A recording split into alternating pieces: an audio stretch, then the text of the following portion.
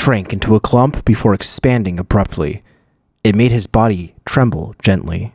There was an instant when he nearly forgot what he had to do until the lurking figure suddenly paused. The figure pricked his ears slightly, as though listening for any changes. Blood flowed back from his brain as Klein regained his basic cognitive abilities. He reached beneath the pillow for the wooden grip of the revolver. He felt the firm but smooth feeling as he rapidly calmed down. He silently and slowly pulled out the revolver and aimed it at the trespasser's head. To be honest, he had no confidence in striking the intruder. Although he was already able to stably hit the target during practice, a moving person and a fixed target were completely different. He was not arrogant enough to confound the two together. However, he vaguely remembered something from his previous life. The general idea was that a nuclear weapon wielded the greatest strength before its launch.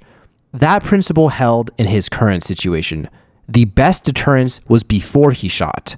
By not pulling the trigger or shooting blindly, the intruder was unable to determine whether or not he was a complete rookie who had an extremely high chance of missing him. His worries and fears would make him deliberate more, resulting in him restraining himself. In an instant, another thought arose in him. It immediately made Klein turn decisive. He was not the kind of person who turned calmer when faced with danger. Instead, he had already imagined the situation when he faced the observer, using intimidation instead of attacking. The Foodaholic Empire had an idiom: where there is precaution, there will be no danger. When Klein pointed his gun at the intruder, the thin man froze suddenly, as though he had sensed something. Following that, he heard a voice that hid a chuckle. "Good evening, sir." The scrawny man clasped both his hands together, and his body seemed to tense. Klein sat on the lower bunk, aimed the person's head with the revolver, and tried to speak as leisurely and as naturally as he could. "Please raise both of your hands and turn around. Try to do it slow. To be frank, I'm very timid and I get nervous easily. If you move too quickly, I can be frightened and I can't guarantee that there won't be a situation where I misfire." "Yes, that's right." The scrawny man raised both of his hands and held them up near his head before turning his body bit by bit. The first thing that came into view was a black tight suit with neat buttons. Next, he caught a pair of brown eyebrows that were thick and sharp. The intruder's deep blue eyes didn't reflect fear, but rather gazed upon Klein with the intensity of a ferocious beast. It seemed that if Klein were careless for a second, the other person would leap forward and tear him to pieces. He clenched the handle tightly as he tried his best to appear calm and indifferent. It was only when the thin man faced him completely did Klein jerk his chin towards the door. He softly and gently said, "Sir, let's take this outside. Do not disturb the beautiful dreams of others. Oh, do keep your motion slow. Lighten your footsteps a little too.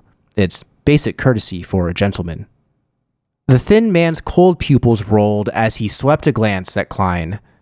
He continued raising his hands as he walked slowly to the door.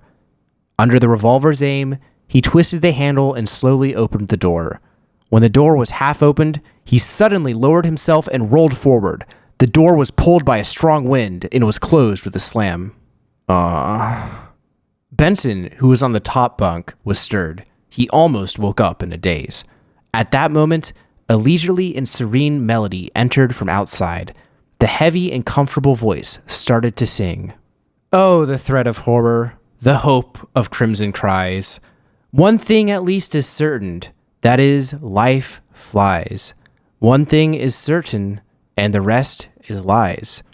The flower that once has bloomed forever dies."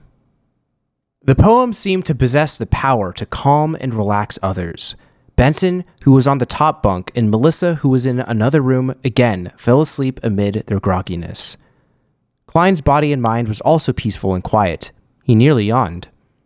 The way the thin man had darted off was so agile that he could not react in time.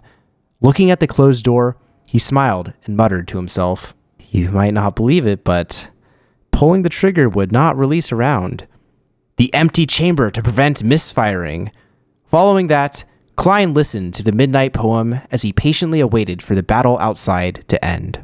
Within a minute, the tranquil melody, which resembled the reflection of moonlight on the surface of a lake, stopped. and the dark night resumed its deep silence.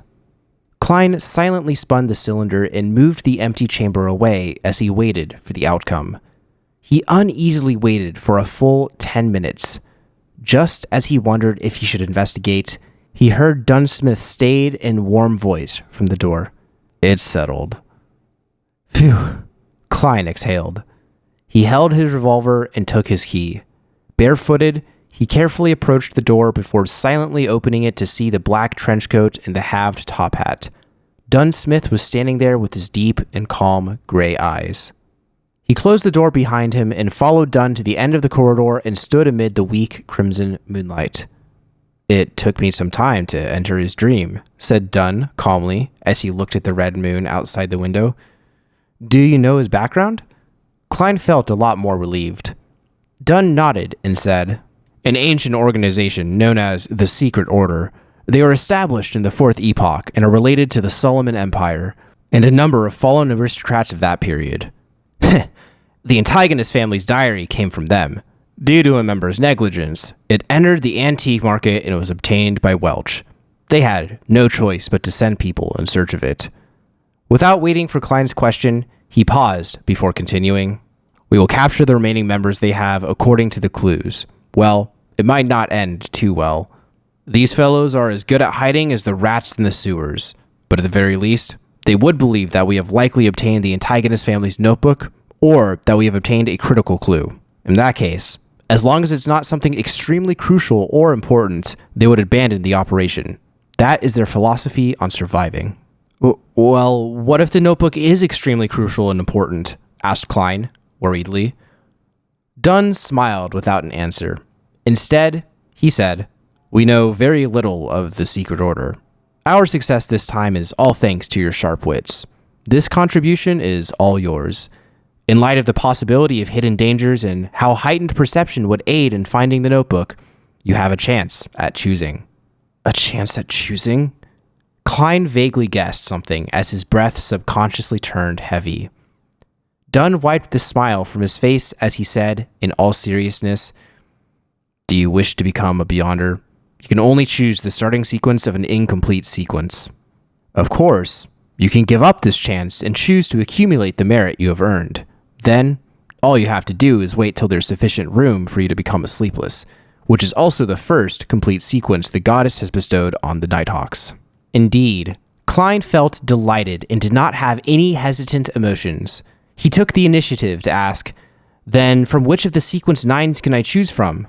I have to have detailed information to decide whether to give up or accept, as well as choose which one."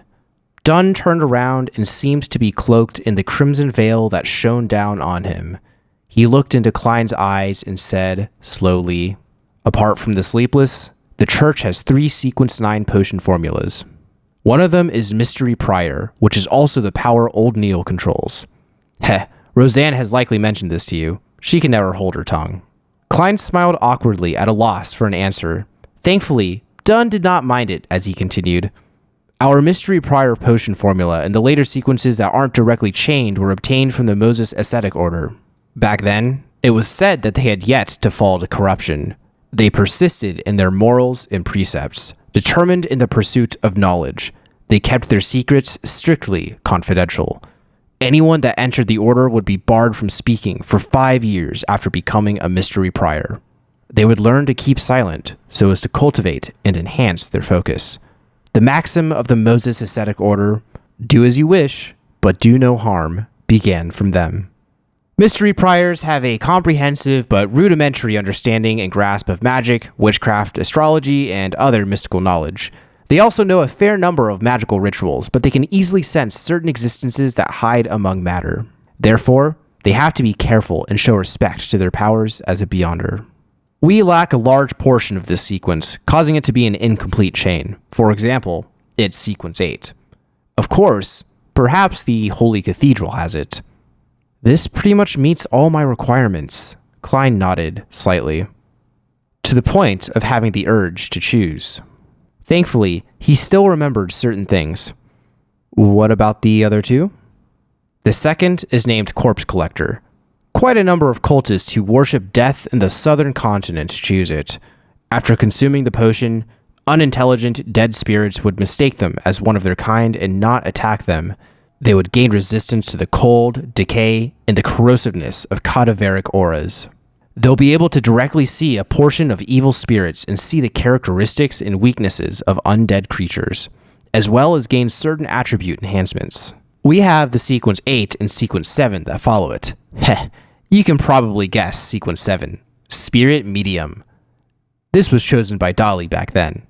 Described done in detail. Spirit Medium does appear mysterious and cool, but what I want most is to grasp knowledge of mysticism. Klein did not interject. All he did was listen quietly. Dunsmith looked sideways at the Crimson Moon and said, "We only have sequence 9 of the third type. Whether the Holy Cathedral has it, I'm not sure. It's called Seer." Seer? Klein's pupils constricted as he recalled the regret Emperor Roselle had left in his diary. He regretted not choosing apprentice, marauder, or seer.